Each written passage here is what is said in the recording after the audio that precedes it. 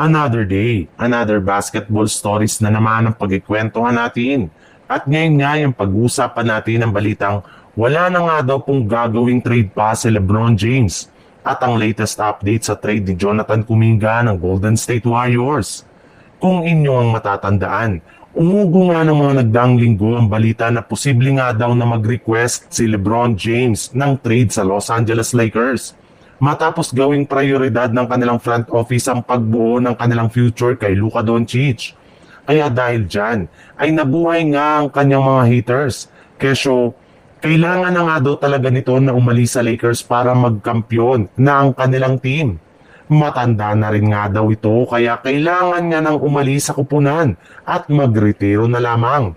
Ngunit base nga sa ikinumpirma ng sikat na NBA insider na si Shams Charania ng ESPN, personal na nga daw niyang nakausap ang mismong NBA agent ni LeBron James na si Rich Paul. At sinabi nga nito na wala daw pong balak ang kanyang player na mag-request ng trade ngayong off-season.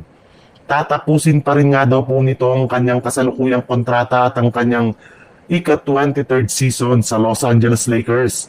Sinusuportahan pa rin nga daw ni LeBron ang kanyang teammate na si Luka Doncic sa pagbuo nila ng future ng kanilang prangkisa.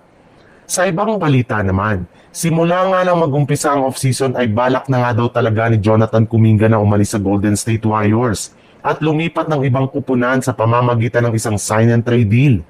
May team rin naman nga sanang nagbigay sa kanya ng interest katulad na lang ng Phoenix Suns at ng Sacramento Kings na pareho na nag-offer ng trade package ng mga nagdaang araw.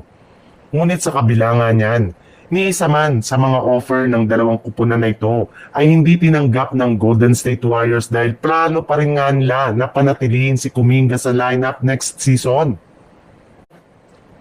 Ang problema, mismong si Jonathan Kuminga na nga ang nagsabi na ayaw na rin naman nga niyang kunin ang inaalok sa kanyang ng Golden State Warriors na bagong contract extension at maging ang qualifying offer. Sa madaling salita, habang tumatagal nga ay nagiging komplikado ang sitwasyon ni Kuminga sa Golden State Warriors.